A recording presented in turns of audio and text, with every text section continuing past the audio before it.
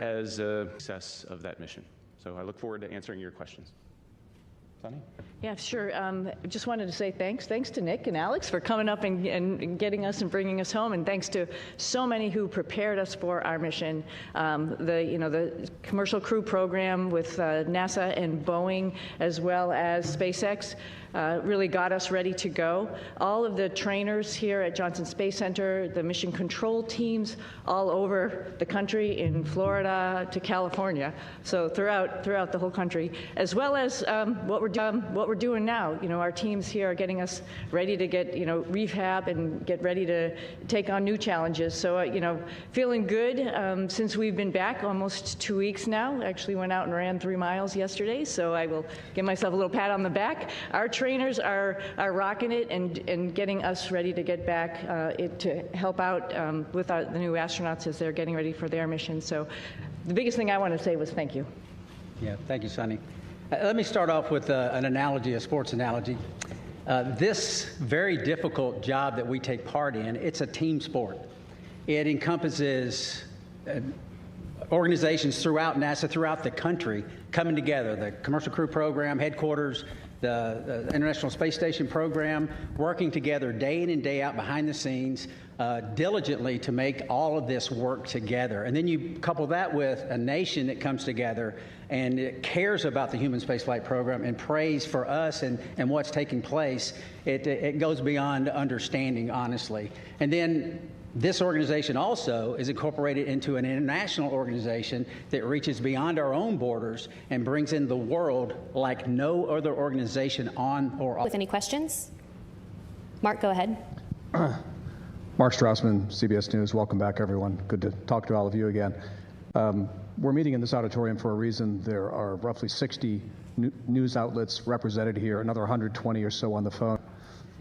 I would have to say yes, absolutely. It's interesting. We go and launch, and we knew it was a little bit unique. Obviously, first time flying on a new spacecraft. So yeah, that was interesting. But then life goes on up there. And I mentioned yesterday, we pivoted and we are International Space Station crew members, and we're doing what all of our other friends in the astronaut office do: is go and work and train and do amazing science experiments up on the International Space Station. So I think you sort of get maybe a little bit tunnel visioned in what your job is. So do your job type of thing, right? And so you're not really aware of what else is going on down here. I hate to say that. Maybe the world doesn't revolve around us, but we revolve around the world, like something like that. But I think we were just really focused on what we were doing and trying to be part of the team and making. I think we were just really focused on what we were doing and trying to be part of the team and making sure we pulled our weight for the team. Of course, we heard some things, and I'll let obviously hand this off to Butch. Heard some stuff from our friends and family that people were interested and wondering what was going on and concerned about our health and all that kind of stuff while we were up there. But I mean, we were just part of the team, doing the job, filling in wherever we could, and then knowing that the people who are interested, very thankful, very amazed that we could hopefully be one positive element. Amazed that we could hopefully be one positive element to bring people together. Yeah, I don't know that there's much I could add to that. Just thankful for a nation that cares, a nation that prays, and the nation that is involved in the processes that are important to all of us. Okay, we'll take our next question here in the room. Tom, go ahead.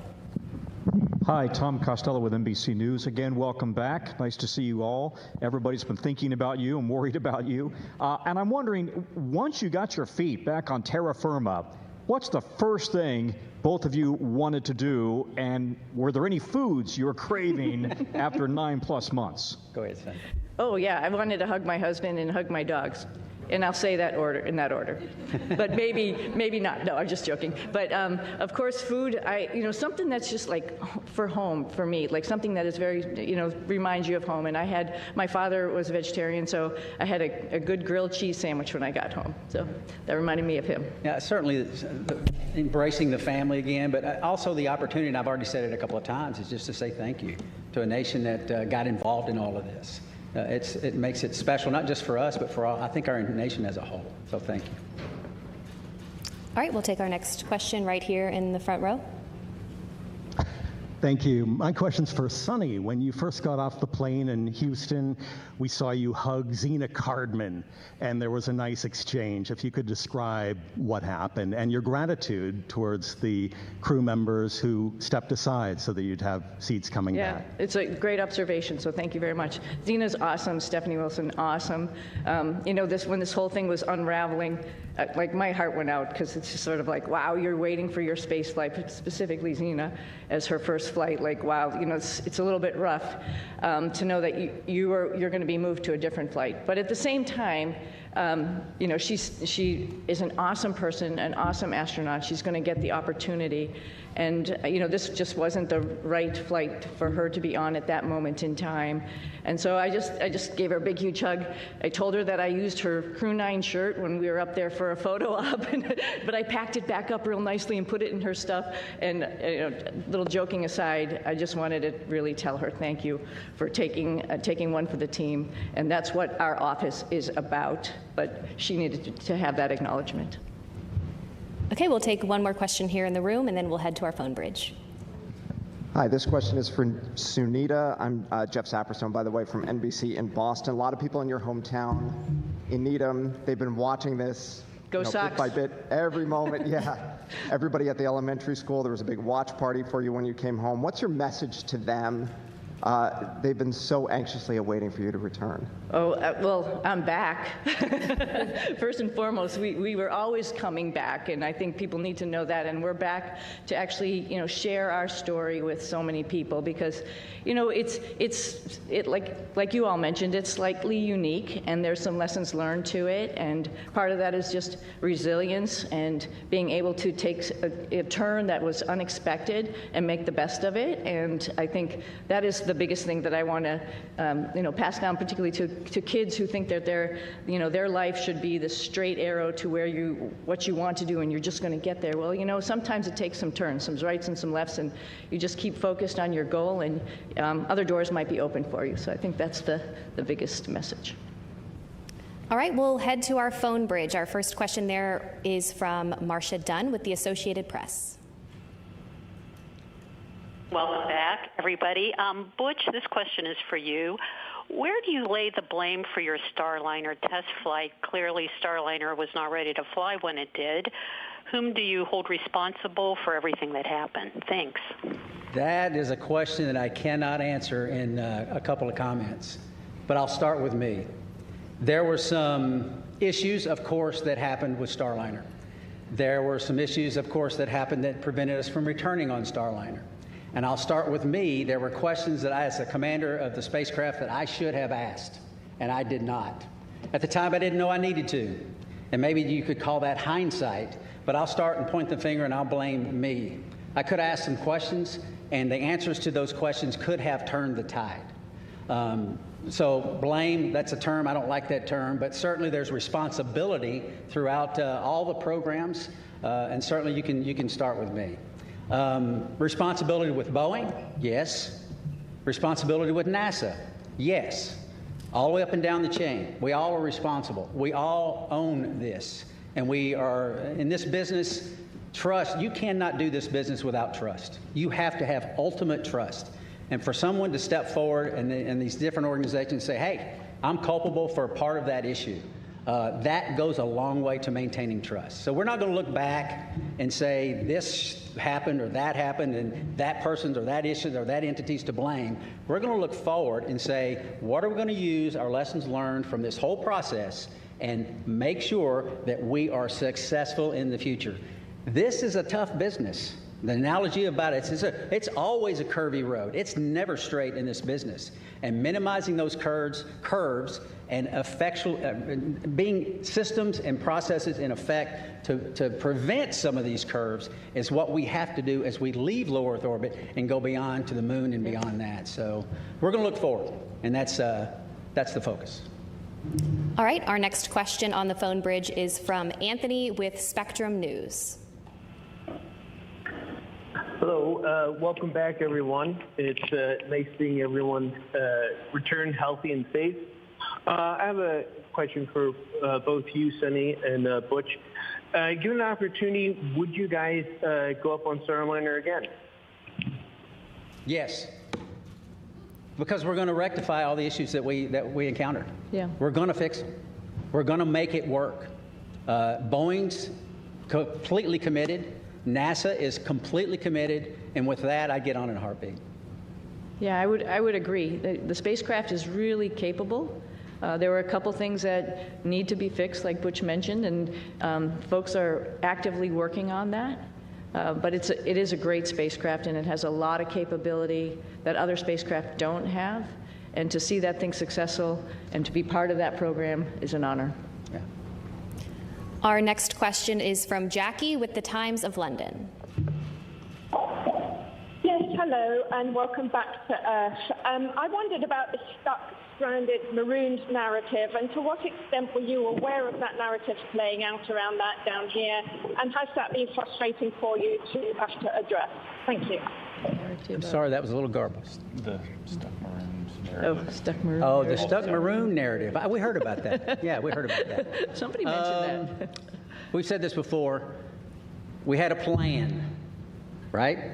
The plan went way off for what we had planned, but because we're in human spaceflight, we prepare for any number of contingencies because this is a curvy road. You never know where it's going to go.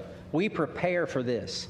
So we, as Suni used the term, and it's a great term, we pivoted to all that training we did that we didn't think we needed to do, and a lot of people didn't think we needed to do, but we did it anyway, as we pivoted to this other preparation, and that is what makes human spaceflight, your human spaceflight program, special. It is hard, like I said, and preparing for any number of contingencies is what we do. It happened to be me and Suni involved in this, but it could have been any one of the astronauts. There's 40 or so of us eligible for assignment. It would have been any one of us that would have been in the same situation, or could have been in the same situation, and would have done the exact same thing that we did, because they would have gone prepared just like we did.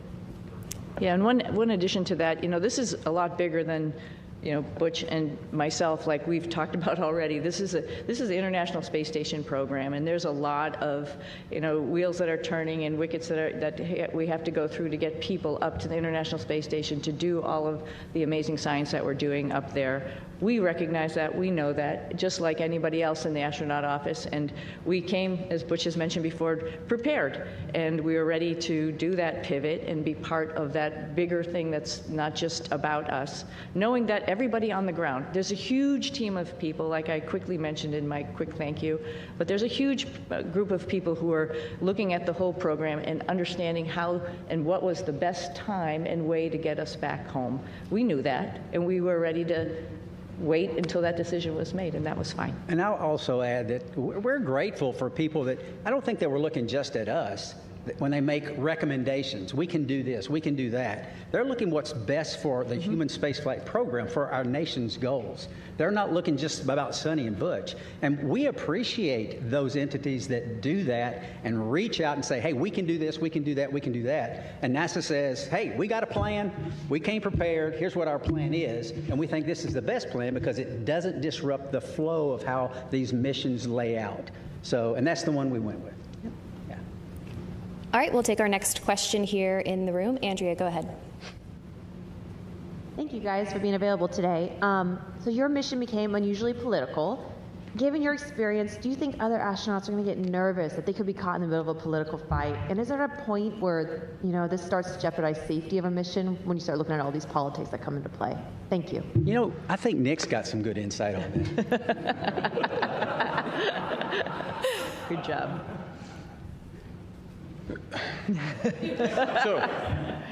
So the way I'd like to answer that is that when we're up there operating in space, you don't feel the politics, you don't feel any of that. It's focused strictly on mission. And if I step back a little bit to the question before, Butch and Suni talk up here, they make it sound like, everybody figured out what they could do with us. The reality is they are highly skilled, very technically competent, and it took everything I had on every day to keep up with them as they're moving along. So they were more than just gap fillers on the station. They were productive, pushing the station mission forward.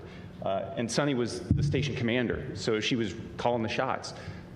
So you get in that environment, that operational environment, the politics they don't make it up there. We are working as a part of an international team that spans the globe and works with half a dozen mission control centers spread around the globe that are talking in multiple languages, and we just figure out how to make it happen. And that's the magic of human spaceflight, is that we can focus on something so positive that pulls people together. And we've been doing that for a long time. Yeah. All right, we'll take our next question here in the room. Hi, I'm Jay Wan with KPRC, the NBC affiliate in Houston. This question is for Butch. I actually stopped by your church right before I came here, and I heard that you were still attending your church services from space. Right. Can you tell me a bit about why that was important for you? Pastor there, and I would watch their service as well every single week, and it was invigorating. It was part of what I need as a believer in Jesus Christ to continue that. Focus. It assists me day in and day out because I need that fellowship, even though it's fellowship from afar, and it's not like being fellowship up close, but still I need it. So yeah, thank you for that. Okay, we'll head back to our phone bridge. Next up is Ryan with NASAspaceflight.com. Hi, thank you. For the whole crew, of course, this narrative that's being pushed out has made your mission probably the most popular NASA mission to the general public for as long as I can remember, probably since the retirement of the shuttle. But for the whole crew, do you think this extra attention has been a net positive or a net negative for the agency's sort of popularity and the spaceflight industry as a whole? Thank you. I'll start with this one. Yeah. It's, again, an honor that actually people were paying attention. And I'm very thankful that people are paying attention. And, sometimes good news, bad news, it's just news, and it's good for space exploration, and that's what we're all about. Our mission, of course, building and working on the International Space Station was just awesome, and we all had the opportunity to do that. But we also have bigger goals of exploring our solar system, going back to the moon, going on to Mars. And to get people understanding that it is hard, it is difficult, and what we do up there is really awesome. And I think at least that we had a little bit of that came with the interest in this mission. And if we can perpetuate that and tell people a little bit more and have the opportunity, the forum to do that, I'm very thankful for that. All right, our next question is from Nicole with the Canadian Broadcasting Corporation. Hi there. Could you perhaps talk about how difficult it was being away from your friends and family, particularly since you hadn't prepared for that?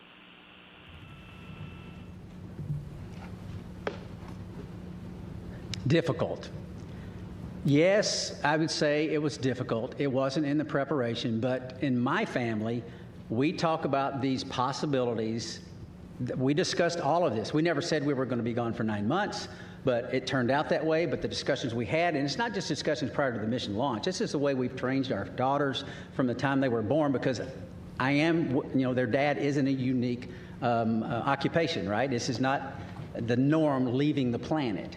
And they understand that. And they, again, use that term, pivoted and got on board, understanding that this is part of what families and these type of businesses do. And it's not just in human spaceflight. This is military, armed forces, police forces, all across all different types of occupations that are involved in the possibility of extended stays away. And we're not unique in that. And so they understand that. They have friends that have parents in other areas where they've been involved in similar type situations, and all of that came together. And the Lord's help, we persevered, and they persevered, and I can tell you, I am very proud of them. We'll take another question on our phone bridge and then head back into the room. Our next question is from Tom with Sky News London. Hello, thanks for taking my question. Congratulations on your extended mission and your safe return.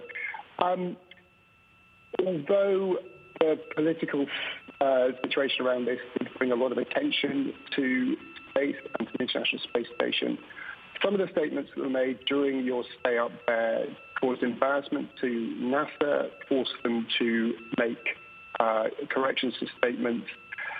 Now that you're back,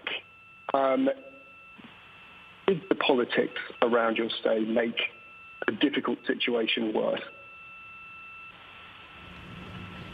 I'm not sure I understood. I didn't understand the question Missed everything exactly. except for that last part. Yeah, you came in you were broken up just a little bit. Could you please try to repeat your question one more time? Yeah, I will. Yes. Can you hear me? I was asking whether, although the political wrangling around your extended stay in space brought a lot of attention to human spaceflight, it did.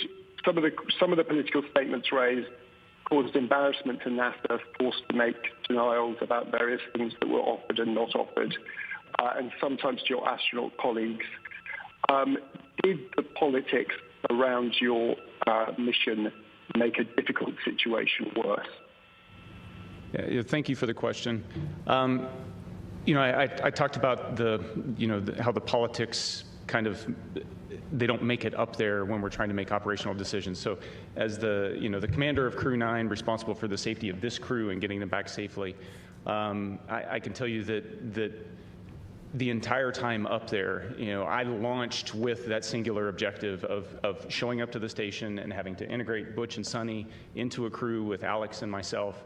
And then we were planning, from day one to return toward the end of February. That all predicated on the fact that we would have a replacement crew show up and we'd have adequate handover with that crew before we left. That's important to maintain the mission of the International Space Station, to continue pushing research and exploration. And that was never in question the entire time.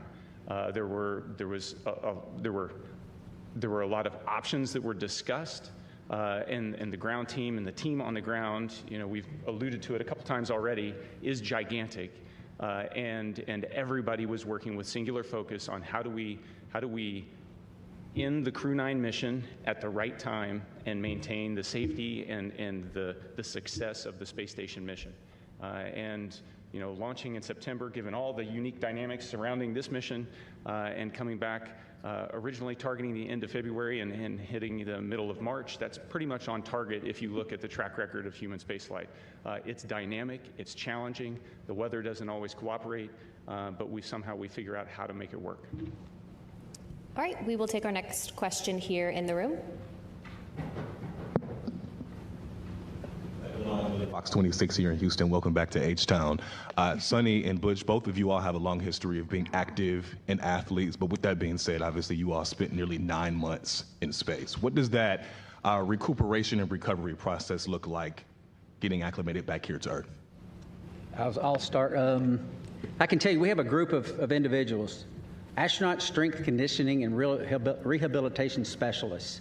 And we are directly integrated with them day in and day out. They send us protocols to work out. And I can tell you, I'm not as young as I used to be, but I was stronger on space station doing more weight and more reps on exercises than I have in my entire life.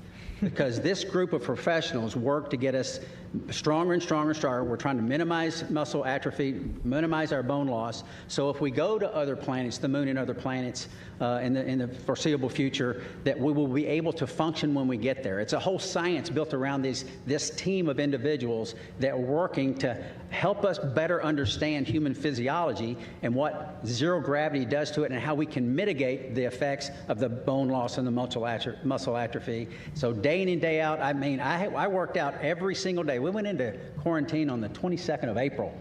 And starting on the 22nd of April, I never missed a single day of workout because your body can recuperate in zero gravity. It doesn't have the normal stresses of gravity on it all the time. So you work out real hard, you hurt for an hour, and it finally fades away and you're ready to go the next day. So I applaud those individuals. They are making huge gains in the preparation to go beyond low Earth orbit. And it's science that is taking place day in and day out and has for years, and we're still learning and we're still progressing. Yeah, at like day 265 on the ARED, because it counts all your days that you go into a workout, I was thinking, I wish the hay was in the barn. But every single day, just like Butch is saying, you got to get on the machine and work out. And it actually is a really great stress relief to be able to have that time up there and run or bike or lift weights. It's really great. And the folks that Butch is talking about, is along with the nutritionists, really are looking out for us and making sure that when we get back here to planet Earth with gravity, we'll be able to function. So yeah, it's an adjustment when we get back, and they're here right with us from day one when we landed, ready to evaluate us and see how we're doing, and then work on a protocol to get us back. And like I said, I sneakily went for a run yesterday, but that's all as a result of their hard work. Yeah, I mean, who would even imagine that you come back from 10 months in space, roughly 10 months, and within a week you run 2 miles at an 8-minute pace? I mean, that's not even conceivable that the body could handle that. But these folks get us ready to where those type of things happen. Okay, we'll take our next question here in the room. Yes, hello. I'm just wondering, there are a lot of people that depend on jobs here in the aerospace industry in the Houston area, 23,000 total. Wow. In the past, when there have been issues with NASA spacecrafts, there have been delays, and now we have another issue with the Boeing Starliner. Is there any concern that your issues with Boeing may delay future projects, future missions? And what would you say to one of your fellow astronauts before they go up on another test flight? Well, that's a great question. Yeah, it's a great question. And I think we all have alluded to it. There's lessons learned. And that's like a piece of hope, right? We're not just sitting here doing the same thing over and over again, and we're learning from every mistake potentially, or maybe a decision that we've made, and how we could make that better and do better the next time. When we go to the moon, we won't have an International Space Station to maybe take a stop at. We really have to get it right. And because of our mission, I think that highlighted some areas where maybe we need to work on and get it right for our fellow astronauts. I think they're encouraged by that, right? You learn and you move on and you get better. And I think that's part of the learning process. It's part of the exploration process. I mean, we are scheduled on Wednesday to meet with Boeing leadership, the program managers, senior chief engineers, to discuss some of these issues. They want to come together with us, Suni and myself, because we lived through this with them, and get on board with what the future looks like. And having flight crew with background in test and acquisition involved in the processes going forward to make sure that we're dotting every I and crossing every T. But still, that doesn't mean that you're guaranteed success in anything. Like we've said many times, this is a tough business. And we're learning all the time to go further and further and further. We'll take another question here in the room. I'm Chang from New York Times. This is for all of you guys. I was wondering if you could sort of talk about your personal future. Sorry. There's been a lot of talk about this uncertainty about the future of the human spaceflight program, suggestions that ISS should be deorbited in a few years, there should be a pivot from the moon to Mars. How do astronauts feel about these potential changes? And 3 years is a lot longer than 8 months. So we've each been able to do multiple missions to the space station, and I'll let Butch and Suni add on to this. But one of the things that I noticed was a dramatic increase in the complexity and just the weightiness of the experiments that we were conducting this time around on the station since 6 years ago when I was last there. And it just gives you this sense that we are in the golden age of the space station right now in terms of the return on investment and what we're able to do there. And it's not just focused on return to benefit the Earth. It's also focused on enabling all those things that we're going to need as we go to the moon and on to Mars. And so I am really optimistic when I think about the future of human spaceflight. Yeah, I would add on to, it was over a decade since I've been up there last, and I was pretty excited about what was going on. There was a lot going on when we first got there. It was an honor to be working with Crew 8 and seeing all that they were doing and just trying to help them with their stuff, and then, being, prime, moving up to the prime spots for Crew 9 and Expedition 72 as we took on a lot of experiments ourselves as well as spacewalks. And what the space station is doing to help us in exploration is really encouraging. encouraging, and it's exciting. And I'm a little envious of the future astronauts. The guys who are coming behind us, they're going to have so many wonderful opportunities to do the same as us, add to that exploration, add to trying to find the answers to the next questions. It's going to be an exciting future. So I'm not worried about aerospace industry. I think there's a lot going on, and it's a great time to be in it. We'll take our next question right here. Hi, Ed Lavandera with CNN. Thanks for taking the time today. When you re-entered the Earth's atmosphere and came back to gravity, can you talk specifically about any kind of weird either sensations or experiences that you've had dealing with that over the last couple of weeks? And more importantly, did you know that you guys had been greeted by dolphins when you splashed down? I can tell you that returning from space to Earth through the atmosphere inside of a 3,000 degree fireball of plasma is weird, regardless of how you look at it. Doesn't matter what type. Yeah, it doesn't matter what type. It's thrilling. It's amazing. I remember thinking about the structure of the capsule and the stresses that it was taking, that was ongoing as the drogues came out, and the whole capsule starts shaking and twisting, and thinking about the stresses taking place, and going, "Wow, hope those cables hold." And then the parachutes open up, and then you're like, I've said it many times, there's not a better feeling returning from space that the parachutes open and work. And I didn't have the view in front of me, and thankfully Nick did. He had a view of the camera going out right off the top, and he said, 3 parachutes, 4 good parachutes. And I tell you what, it's a great feeling. It was a great feeling. And it's exhilarating because this, again, I can't help because it's within me. This is our national focus, national goals. We don't do this because NASA decides to do this or this or this. This is Congress and everything coming together to affect a human spaceflight program with a purpose. And part of that purpose includes bringing those astronauts back to Earth. And it's a thrilling ride like no other that you could imagine. And satisfying. Yeah, yeah. And I had requested dolphins as kind of a joke. Yeah. Somehow, they pulled it off. Yeah, I just hats off, like Butch said, to Nick he was just commentating the whole way down. So there was obviously we had trained this and gone over it while we were up on the space station and reviewed. But just to hear everything as it was ticking along, it's just really awesome to, like, you can envision it. You had a display. I think there's a camera that goes up, right, to see it. And Butch and I both had a window on either side where we were. And I was watching through the window as much as I could, but then all of a sudden, with the heating, it glazes over, and then you can't see outside. A funny thing that happened, though, after you can't see, you can still sort of see through it. We knew it was daylight, and we knew the folks were coming out to rig the spacecraft, and I see a little tennis shoe sort of going in front of the window. So I'm like, okay, our friends are here getting us ready to get back on the boat, and that was pretty special, too. I didn't see a fin, though. I wish I had saw a fin. Okay, we'll head to our phone bridge. Our next question from Margaret Smith. Hi, everyone. This is Margaret Smith from Worcester, Massachusetts, the home of Robert Goddard, who started it all. Thanks for taking the time today. And my question to both of you is, for those who maybe are not especially familiar or who may sort of question the need for the space station, can you all make the case for why that work is important?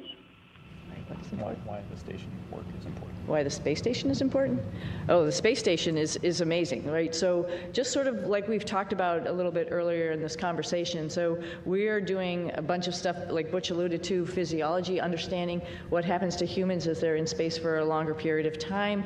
That brings in lots of science experiments in chemistry, in biology. Some of that stuff all comes back to Earth because we're doing some amazing stuff in the microgravity environment. Some of it is mirrored, for example, in our own human bodies. And so there's a lot of stuff that's happening for us, for exploration, for the humans, as well as for Earth. And then, as Nick alluded to, there's all sorts of systems and other things that we're testing up there to help us take those next steps to go back to the moon and onto Mars, figuring out all these exploration systems, including docking vehicles, like different types of spacecraft that we have up there, other types of commercial spacecraft that are coming up for resupply. That's all a huge program to get us to understand how we're going to take the next steps in exploration. I can't help also but talk about STEM.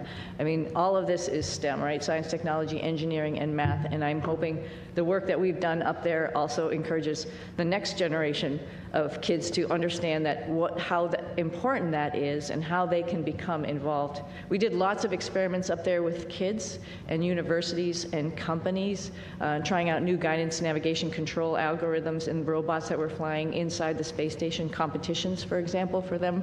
And that's pretty awesome that you can really touch and talk to kids on the ground as you're doing experiments up there, and they have their finger on the pulse of science experiments, and they can understand that and think to themselves, I could be part of this one day. Our next question on the phone bridge is from Neil with ITV News. Congratulations on a great job, everyone. Suni, can I ask how your body is recovering to life with gravity after 9 months?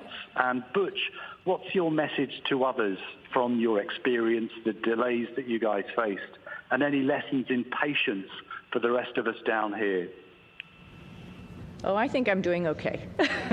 I was just joking around and showing off a little bit, but no, seriously, we talked a little bit about our group, the Astronaut Strength Reconditioning folks that are getting us back in shape, and every day feeling better and better. It's pretty much a miracle to see how your human body can adapt. I mean, the first day we got back, when all of us came down the ladder and greeted everybody, it was we were all a little bit wobbly at that time, and it's amazing within 24 hours how the neurovestibular system kicks in, your brain understands what's going on. And then the agility and the weightlifting that occurs in the next week that makes you feel good enough to actually, like I mentioned, go out, run, actually lift weights, get in there, do squats and deadlifts and stuff already. That's pretty incredible. So I knew it was going to happen. We all knew it. We've all flown before. We all knew that there's just this little bit of a hump to get over, and then you can get back on it. Hope to do a couple of races in the springtime. Yeah, I think the clear message is that, like I said when I started, it takes a team. It takes a team of motivated and passionate individuals. We don't have a human spaceflight program. You don't have folks sitting up here in a blue suit without the massive team that's making it all happen. We get to ride the pointy end of the rocket. It is wonderful. We get to go to the space station. We're the arms and the eyes for PIs here on Earth. They're the ones that are doing the hard work. We're just setting up and doing and switching and changing. So it takes a team, and I would say any part of this team is a great and wonderful place to be, and because we're proud of all of them, because we don't have it without them. Our next question is from Marcia Smith with Space Policy Online. Thanks so much for taking my question. Butch, you mentioned that you were going to be meeting with the Boeing leadership to talk about Starliner, and I'm wondering, are you surprised that after all these months, I mean, it's been almost, 7 months since Starliner landed, that they still haven't resolved all these problems? And will you and Suni be assigned to work with them over these next many months getting Starliner ready? Okay, so a couple of questions there. Am I surprised? I'm not surprised. I mean, this, like we've said it several times again, human spaceflight is hard. It's not that no work has been done to this point. There's a great deal of work being done. But we have insight that not many other people have. We worked this program for 6 years before we launched. We talk to everyone up and down in the chain of command, and we have insight that other people don't have. And we want to share that as much as possible. We tried to share it from orbit, but that's hard, right? We're not face-to-face is how you communicate. It's very difficult to communicate when you can't even see the other person that you're talking to. So we've had some conversations, but now it's time to get serious and get together and talk about some of these issues and some of these things, and get us, and not get us, we're already tracking on the right path, but maybe a little tweaking here and there because of some insight that we'll be able to give them. That's the purpose of that meeting. And they're eager to do it, as are we. We'll take our next question here in the room. Jacob Rascone, KHOU 11. I wonder what you would say about the life lesson I think we can all relate to. We've all made plans, we've all been excited about those plans, and we've all watched those plans kind of fall apart. What would you say about what allows you to meet the moment with courage, with serenity, or maybe you didn't, internally. But what would you say about that life lesson I think we can all relate to? Well, I'll start. I'm sure you want to add, both of you, because I think every flight is a little bit different than what you go in planning it to be. It doesn't matter if it was this one or many other flights or many things in life, just like you alluded to, right? I think the go-to thought there is, what is the opportunity in front of me? Like, it's not a missed opportunity, it's actually another opportunity that I didn't really think about, and wow, that opens a lot of, like I mentioned earlier, a lot of doors or a lot of things to learn. I think it's great. I think that's the point, I think, of the whole thing, is like, when something doesn't go your way, you just have to take the blinders off and look around you and see what other really great things are waiting for you. And then just take advantage of that. Learn as much as you can while you're wherever you are, whatever your situation is, and move on from there, and then share that lesson. Well, I sort of had a similar question on orbit, and I think my answer would be similar. Life is our life, all of our lives are bound up in many things. For me, and it's faith in my Lord and Savior, Jesus Christ. He is the end-all, be-all. He forgives us. He teaches us when His Word says about being content in all situations, because He's working out His plan and His purposes for His glory and our good. And I believe that because the Bible says that. And that's the message that I lived. We lived it. My family lived it. We taught them these things throughout their lives. And that's contentment. It doesn't mean always happy. It doesn't mean there's no pain. But content and knowing that God's in control, sovereign God's in control, working out His plan and His purpose. And you might say, well, goodness, that wasn't a very good thing. God did that. Well, He's working out His plan and His purpose. I mean, who's lived a life without pain?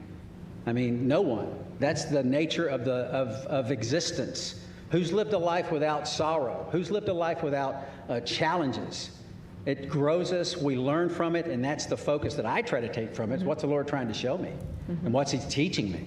Because there's so much to learn in life, and there's so much to learn from this evolution. And I think I know my daughters are better off for it, and I'm grateful for that, and I think we are as well. If there's any additional questions here in the room, please be sure to raise your hand and we'll get a microphone over to you. In the meantime, we'll head over to the phone bridge to Josh with space.com.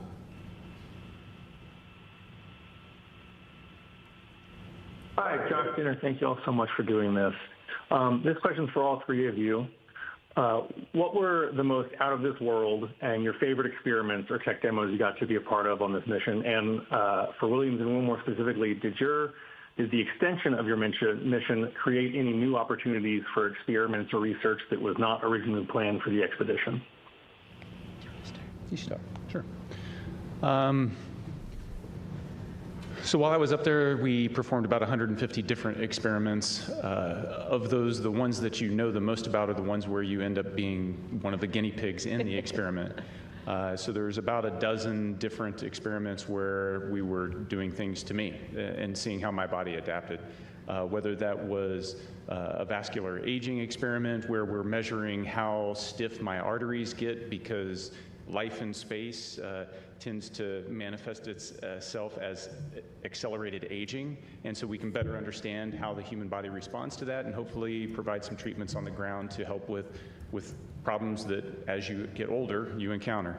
How our immune system works, did a whole study on the immunes that happen. We're trying to understand that so that we can help design better treatments on the ground, but also understand how we can support crews that go deeper into space on longer missions.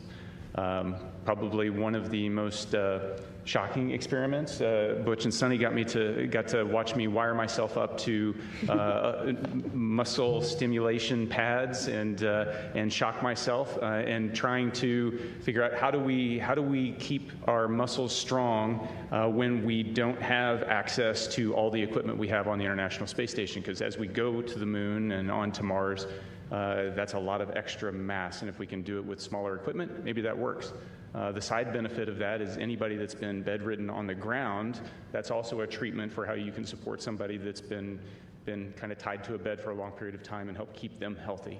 So there's a benefit directly to the ground. That's 3 of them. They're all interesting, and I'm one of many subjects, and it takes years to get enough subjects to go through the space station to be able to generate enough data to draw some conclusions. And so that's why research up there takes a long time. But the value is clear. Just very briefly, there's some medications on Earth that work well with a certain age group, but the same medication doesn't work so well with another.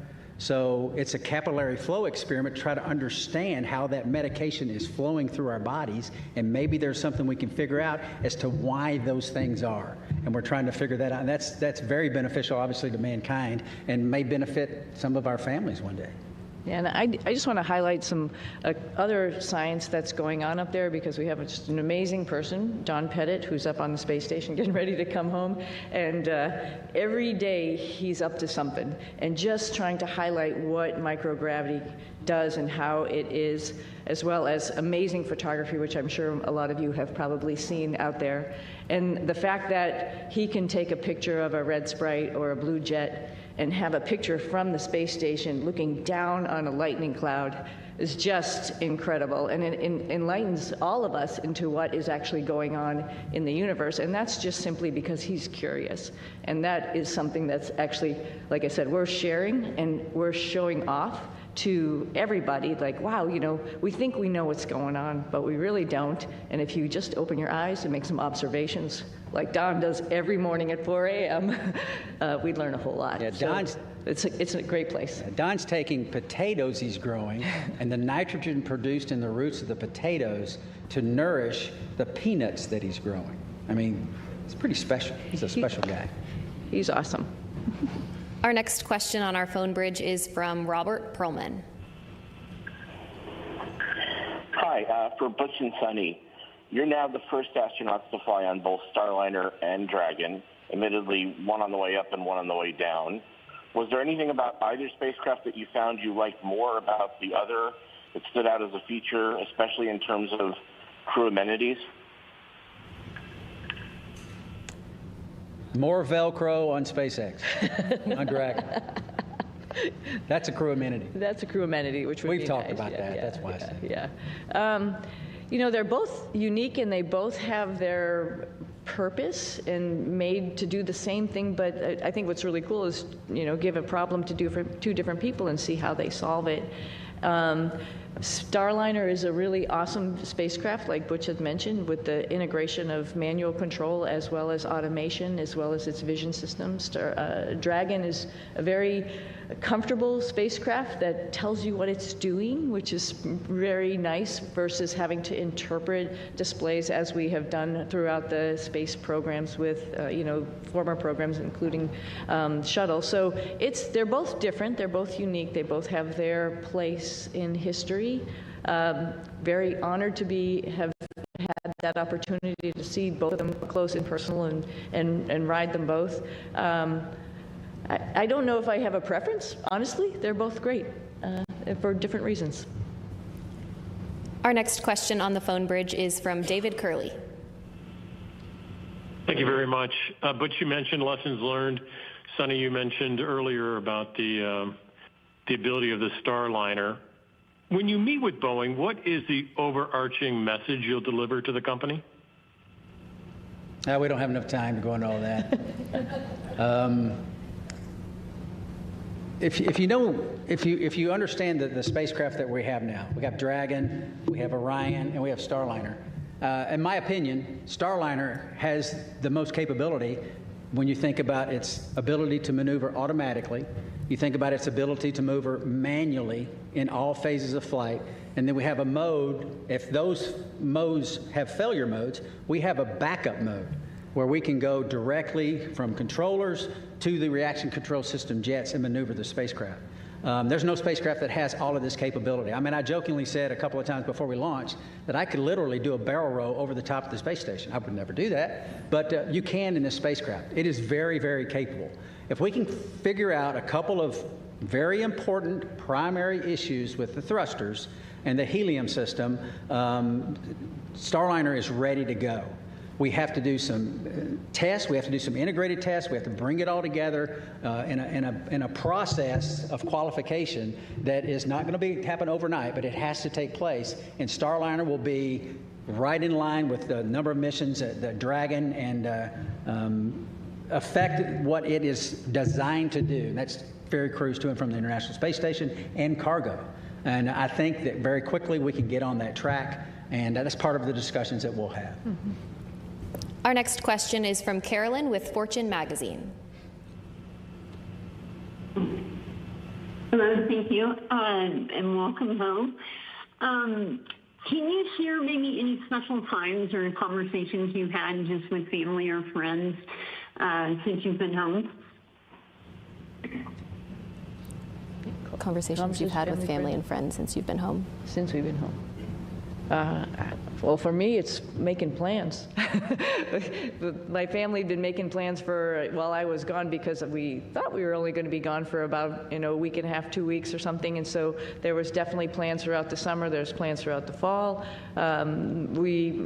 Personally, we have a house up in New England, and my husband's been talking about when we're going to get up there and do a lot of fun stuff up there. And I think that's probably appropriate when it gets hot and humid here in the summer, right? Take a little reprieve up there. So those are mostly the conversations about just like, what's next? What's next on the list? What else do you want to do? Where else in the world would you like to go see? Because, when you come back from space, it's really hard to sit where you just are because there were so many amazing places that you saw, like Patagonia, for example. For me, it was like, there's a bigger bucket list than I had when I left, which is unfortunate for my family, but we're all going to, or fortunate for my family, we're all going to be taking some trips. So I think that's mostly the conversations about just being home and enjoying each other's company and going seeing new things. Yeah, I think when you've had this period of recuperation and getting back in the swing of life on Earth, it's pretty close as far as the people that you interact with, your family, folks at church. So I think my message,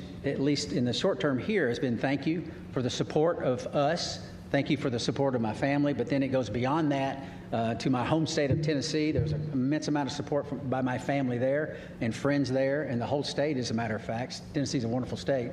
Put in my pitch for Tennessee. But getting up there eventually and relaying the same thank you to them and to, like I said, to a nation that cares, and a nation that prayed. And this opportunity right now to say thank you to our nation, our wonderful nation. Our next question on the phone bridge comes from Utarish. Go ahead. Welcome, everyone. My question to Suni is that Indian Space Research Organization, ISRO chief, has said that India wishes to utilize your expertise in space exploration. So is there any scope of hope that we can see you working or collaborating with ISRO, that is Indian Space Research Organization, in future? And second part of this question is, while being in ISS and seeing India from space, is there any moment you would like to share? How does India look from space, Tony? Opportunity, the second one. Yeah, so let me address the second question real quickly. India is amazing. Every time we went over the Himalayas, and I'll tell you, Butch got some incredible pictures of the Himalayas, just amazing. And you can see, like I've described it before, just like this ripple that happened, obviously when the plates collided, and then as it flows down into India, it's many, many colors. I think when you come from the east going into like Gujarat and Mumbai, the fishing fleet that's off the coast there gives you a little bit of a beacon that here we come. And then all throughout India, I think the impression I had was it was just like this network of lights from the bigger cities going down through the smaller cities. Just incredible to look at night as well as during the day, highlighted, of course, by the Himalayas, which was just incredible as a forefront going down into India. I hope, and I think for sure, I'm going to be going back to my father's home country and visiting with people and getting excited about the first, or not the first, but the Indian astronauts who's going up on the Axiom mission coming up.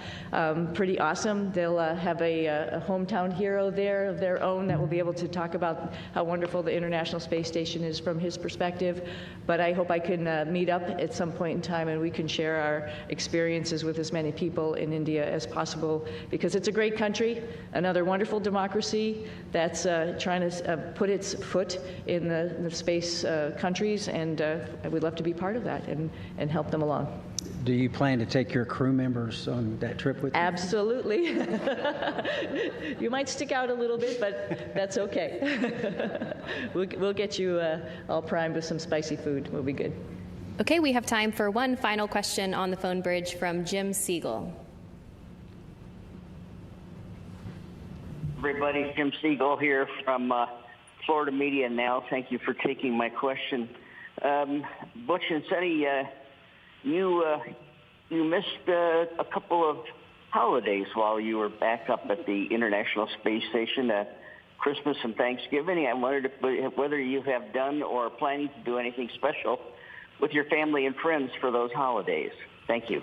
I don't think we missed them. Right. I think we celebrated every single one. We actually had a reindeer that we built and rode like a bull. I don't know if you saw those pictures, but we celebrated in style. Trust me. Oh yeah, and Nick was great because he came up anticipating that we were all going to obviously be there for those holidays. So he was like Santa Claus, had his little bag of goodies for all of us, and it was pretty awesome to have the holidays up there. It's pretty unique, and not many of us get to do that. So it was a lot of fun. But this holiday season will be special. Yeah, for sure. Absolutely. Yeah.